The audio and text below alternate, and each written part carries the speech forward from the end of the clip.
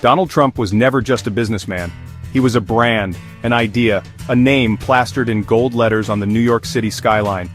He learned the trade from his father, Fred Trump, a successful but unglamorous builder in the outer boroughs of Queens and Brooklyn. But Donald had bigger ideas. He craved Manhattan, the center of the universe, the place where real power and fame were forged. He took his father's company, and with a combination of audacity and a knack for self-promotion transformed it. He wasn't just building buildings, he was building a myth.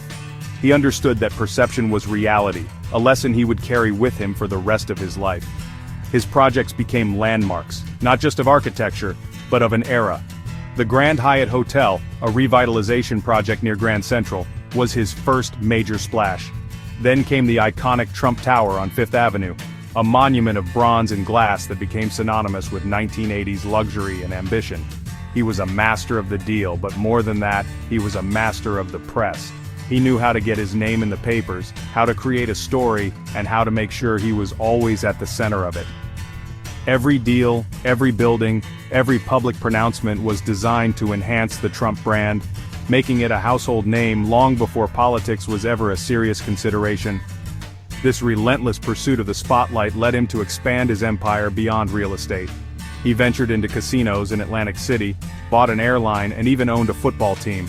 Not all of these ventures were successful, many were spectacular failures. But in the world of Donald Trump, even a bankruptcy could be spun into a story of shrewd business maneuvering, a strategic escape from a bad deal. He authored The Art of the Deal, a book that cemented his reputation as a master negotiator and a symbol of capitalist success. This book wasn't just a memoir, it was a manual for his own mythology, a guide to the persona he had so carefully constructed for public consumption. The culmination of this brand building was The Apprentice.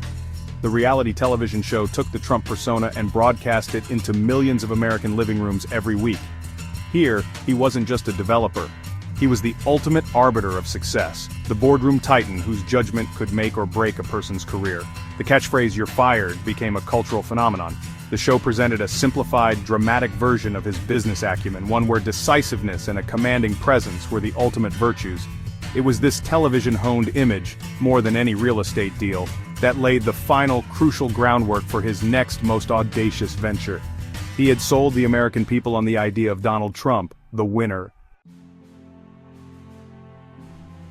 No one in the political establishment truly believed he would do it. Donald Trump had flirted with a presidential run for decades, a recurring spectacle that was largely seen as a public relations stunt, another way to keep his brand in the headlines. But on June 16, 2015, something was different. The descent down the golden escalator at Trump Tower wasn't just another media appearance, it was the beginning of a political insurgency.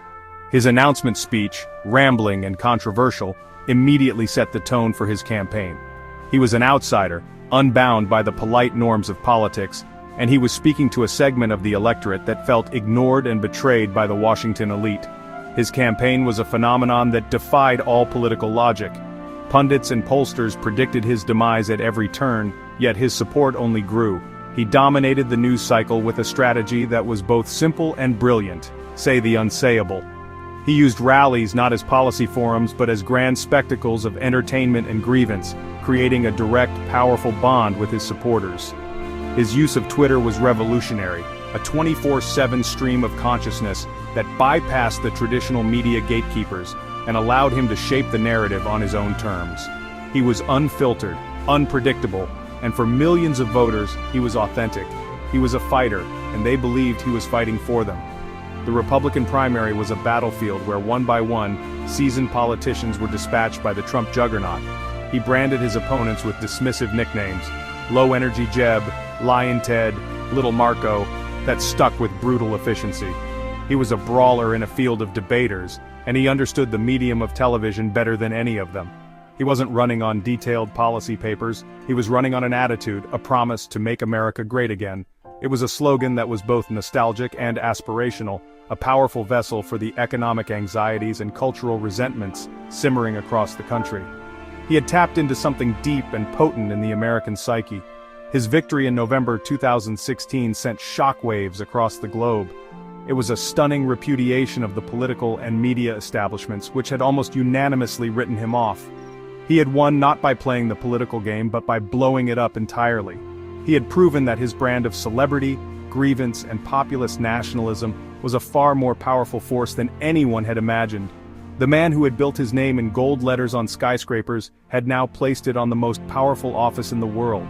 The reality TV star had become the President of the United States, and the world held its breath, wondering what would happen next. The Trump presidency was, from its first day, a reflection of the man himself, disruptive, chaotic, and relentlessly focused on challenging the status quo. His administration operated not with the polished machinery of a typical White House, but with the volatile energy of a family business or a reality show. Personnel turnover was constant, with aides and cabinet secretaries cycling in and out at a dizzying pace. Policy was often announced via tweet, catching his own staff and the world by surprise. He governed by instinct, trusting his gut over the advice of experts, and he remained in permanent campaign mode, holding rallies and attacking his perceived enemies just as he had before the election. His signature policies were direct and aimed at fulfilling his core campaign promises. He initiated a trade war with China, imposing tariffs in an attempt to renegotiate global trade dynamics and bring manufacturing jobs back to the United States. He appointed a record number of conservative judges to federal courts, including 3 Supreme Court justices, a legacy that will shape American law for a generation.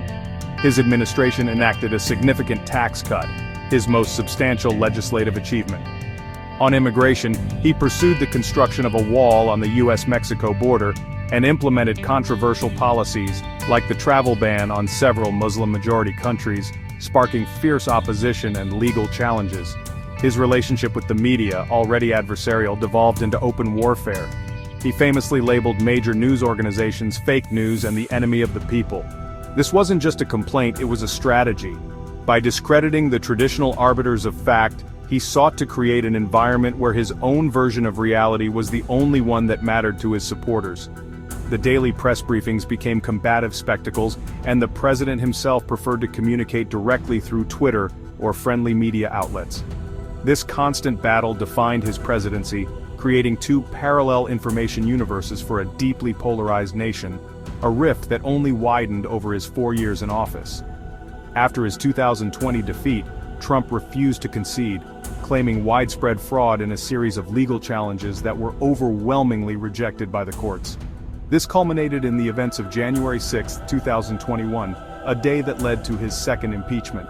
Yet his influence over the Republican Party remained absolute. He returned to the political stage, securing the nomination and ultimately winning the 2024 election against Kamala Harris. His return to power was seen by his supporters as vindication, what his legal team would later call the greatest personal and political achievement in American history. The storm of his personality was once again at the center of American life. Returning to the presidency in 2025 did not quell Donald Trump's instinct for battle. It amplified it. His focus shifted from purely political opponents to the media institutions he had long accused of being his primary antagonists. Having settled previous lawsuits against outlets like ABC and CBS's parent company, he now aimed his legal arsenal at the giants of print journalism. In July 2025, he filed a staggering $10 billion lawsuit against the Wall Street Journal and its owner, Rupert Murdoch, over a report he vehemently denied.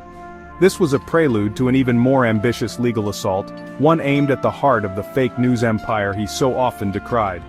The main event came this week, on September 16th and 17th, 2025.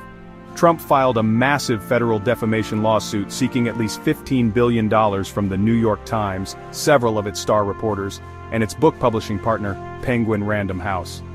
The suit alleges a decades-long pattern of malicious defamation, a coordinated campaign waged by what his lawyers call a full-throated mouthpiece for the Democrat Party.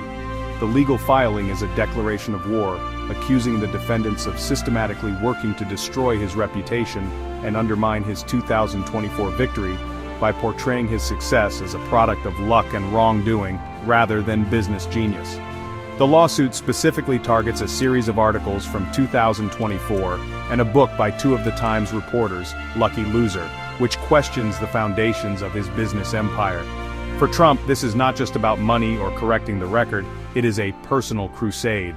On his Truth Social platform, he blasted the Times as one of the worst and most degenerate newspapers, framing the lawsuit as a fight against a corrupt and biased system. The defendants have dismissed the suit as a meritless attack on the First Amendment, an attempt to use the courts to silence critical reporting. They have vowed to fight it, setting the stage for a landmark legal battle over the freedom of the press. This saga represents the ultimate expression of the Trump phenomenon. He has always been a man who writes his own story, a master of controlling the narrative. From his early days in real estate to the White House and back again, his journey has been a relentless battle for dominance, over skylines, over political rivals, and ultimately, over the nature of truth itself. This $15 billion lawsuit is not just a legal maneuver, it is the climax of his lifelong war on any narrative but his own. Whether he wins or loses in court, he has ensured that once again the entire world is watching, waiting to see what Donald Trump will do next.